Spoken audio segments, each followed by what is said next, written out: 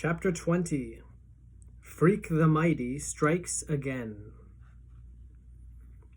Even a total goon like me knows you can't stop Killer Cain, but I go ahead and try anyhow.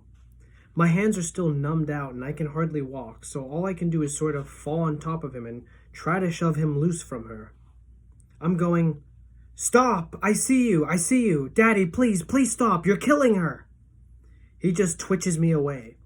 He's made of iron and steel. He's gritting his teeth and squeezing her neck. You can see the whites of her eyes. And she's not even trying to get away anymore. I try to go between them and I'm going, "I saw you kill her. I saw you kill Mom. I never forgot. Not ever.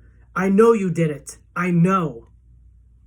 It's like I'm trapped underwater or something. So weak and floaty, I can't hardly fight him. I can't pry his fingers loose from my mother's neck. From Loretta's neck. Because everything is mixed up and he's doing the same thing to Loretta Lee that he did to my mom, choking the life out of her. And he's got that same cold killer look because he wants her to die, like he wanted Mom to die, and nothing else matters except what he wants. I'm there in the dark, pushing at him. The light catches her eyes and I can see her looking at me. She's so far away it's like I'm 4 years old again, peeking out from behind the bedroom door and then running to bang my little fists at him while the light fades from her eyes. I can't get him loose of her, so all I can do is keep screaming, "I know you killed her! I saw you! I saw you do it! You killed her, and I'll never forget, not ever!" Finally, he kind of jerks his head, and I can feel him looking at me, and then his hands open. Loretta slips away, and I can hear her breathing like a broken bird in the cellar dark. "What?" he says, reaching for me. "What did you say?" "I saw you do it," I say. "I saw you kill my mother." "You weren't but 4 years old," he says, and now his big hands are starting to curl around my neck, except he's holding me soft. I can feel his heart beating and his cool breath in my face that makes me want to fall asleep. "You can't possibly recall that event," he says. "You think you can, but you can't." "I can," I say. "I do." "That's the poison they put in your mind, boy. They brainwashed you into thinking you can remember." He's pulling me closer, holding me soft by the neck, and now I can feel the pulse in his hands. "They never talk about it," I say. "They don't have to because I can't ever forget it, no matter how much I try." "No," he says, and his face is so close, I can feel the heat rising off him. "Impossible! You can't!" "You were wearing your brown corduroy trousers," I say, talking so fast it makes me shake inside, "and the black t-shirt with no sleeves. I tried to stop you and I couldn't, and you carried me back into my room and put me to bed and told me I was just dreaming. You locked me in that room and I ran to the window and broke it with my hand and started yelling for someone to come and help Mommy." My father sighs and says, "Lord, I wish you hadn't done that, boy. It cost me years." "They caught you, Daddy, and they put you away forever, except then you fooled them and they let you go." "I have to clean this up," he says, like he's talking to himself alone. "I have to clean this up and get out of here." That's when his hands start to tighten hard and fast around my neck. I'm trying to fight him, but I'm so small and weak and he's so big and strong. You can't stop him. No one can stop Killer Cain. He squeezes and squeezes and squeezes. I'm in this faraway place, falling backwards real slow and dreamy, when I hear a window breaking. Then a small, faraway voice is saying, "Put your hands up, villain!" And I really am falling, and the air is coming back into my lungs so fast it hurts. I'm lying there all crumpled up sideways. I can see Freak. He's rolled down through the cellar window into the pile of coal, and he's trying to stand up. "I'm warning you," he says in that fierce, bold way he has. He's got a squirt gun, one of those big blaster models that holds about a gallon of water. Killer Cain is looking at me. He's looking at Loretta all crumpled and moaning. He's looking at Freak.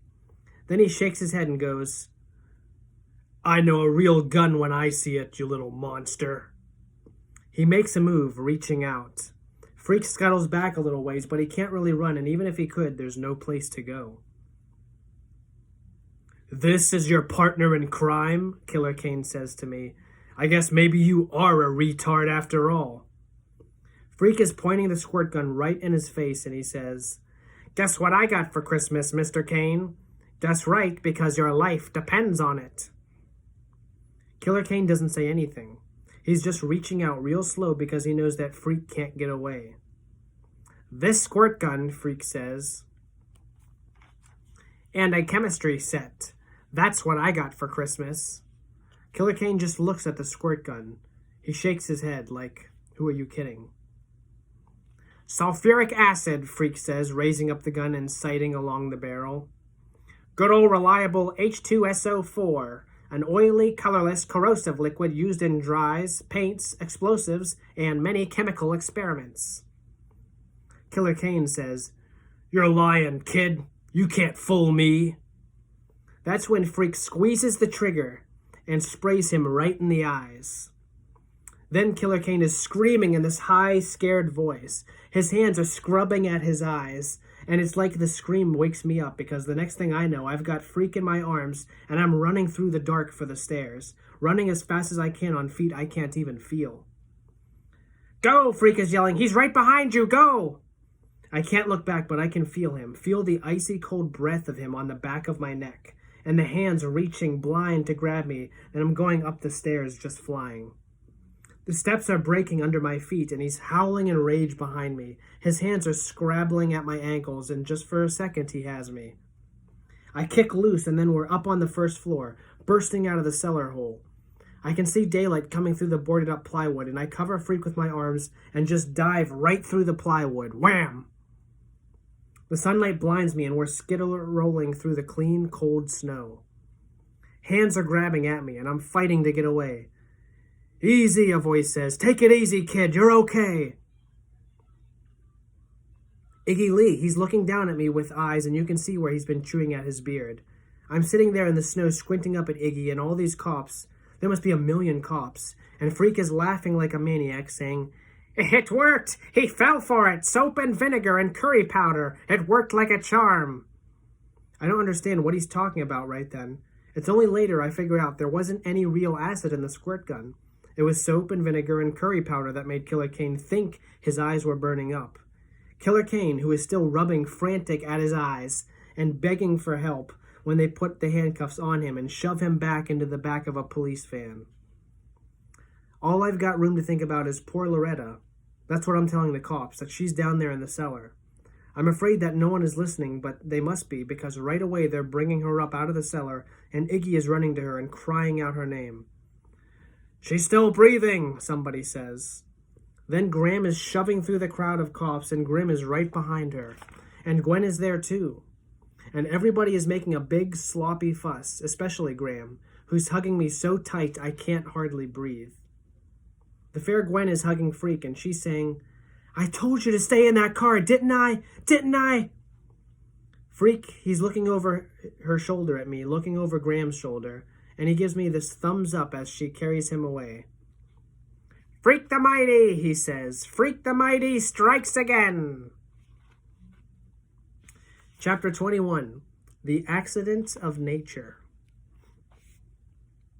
We all of us had to go down to the police station, of course, where they took a bunch of pictures of the bruises on my neck.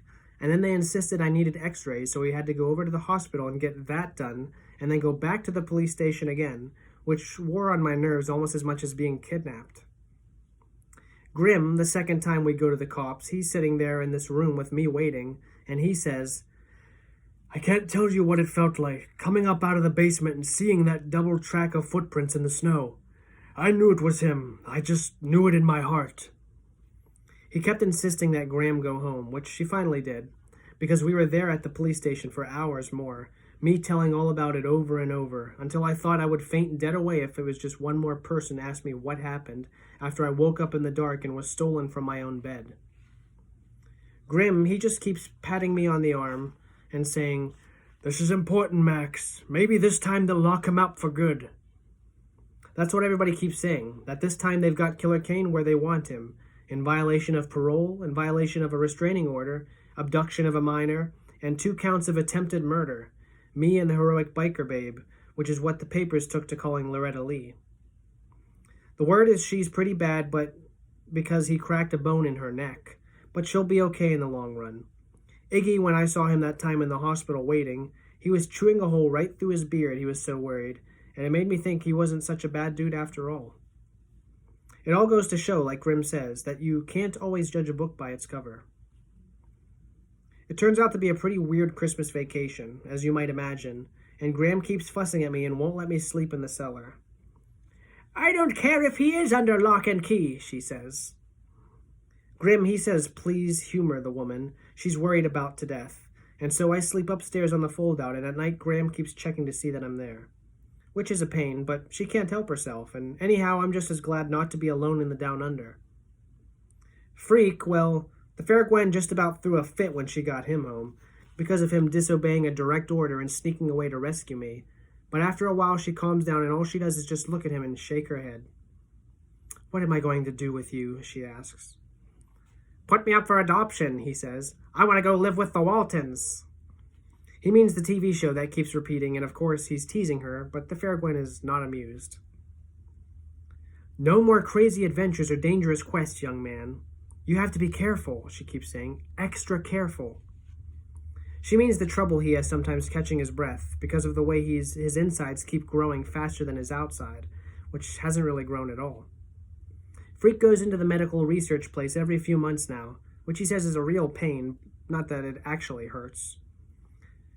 Dr. Spivak says my unique status as a marvel of genetic aberration makes me an object of intense curiosity, he says in that lofty way of his.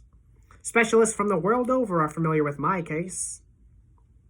What about the secret operation, I ask when the fair Gwen can't hear us, the one where you'll get a robot body? Freak gets this very cool, scientific look on his face, and he always says the same thing. The bionic research continues, my friend. The work goes on. I don't know why I keep asking, because it gives me the creeps. You'd think I could be as cool as Freak about the idea, because it's him that's going to get a new bionic body, but just thinking about it makes me want to jump up and run around. I keep telling Graham that when Freak is in the hospital for his tests, I shouldn't have to go to school, because we're like a team, but she won't buy it. I know Kevin has been a great help to you, she says, but you've got a brain of your own, haven't you, dear? Yeah, right. The other thing about school that's different after Christmas vacation is how jealous everybody is that we got our pictures in the paper and on the local TV.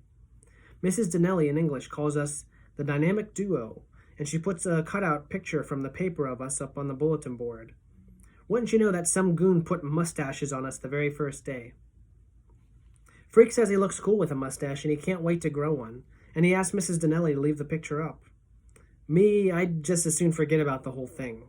I really hate the idea of having to testify at the trial and tell everybody what really happened, but everybody says I have to, if I want him locked up for the rest of his life. Which I do, especially after what he tried to do to the poor Loretta, who was only trying to help. They can't make you if you don't want to, Freak says.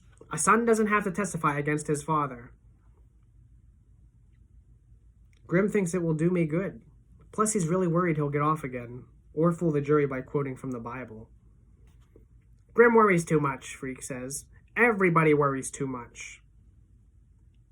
The way it finally turns out with Killer Cain, Freak is right, because just before the trial is supposed to start, and I've got my fingernails chewed down to the second knuckle, Grimm gets this telephone call that makes him punch his fist in the air and go, "Yes! Yes!" What happened? They made a deal and Killer Cain pled guilty, which means he has to serve out the rest of his original sentence, plus 10 more years. He'll be an old man when he gets out, Grimm says. He'll be older than me. That should make me happy, but instead I feel really weird and worried. And Grimm, who still thinks he knows everything, says I just have to get used to the idea. The man is an accident of nature, he says. All you got from him is your looks and your size. You've got your mother's heart, and that's what counts. The weird thing I keep thinking about, what if something happens when I get older and I turn out to be another accident of nature? Grimm sees me thinking about that one night just before bed, and he sits on the end of the fold-out and he says, Things will make a lot more sense when you finish growing up, Maxwell. Now sleep tight and don't let the bedbugs bite. Grimm means well, I know that, but sometimes he says the numbest things, because it's growing up that worries me.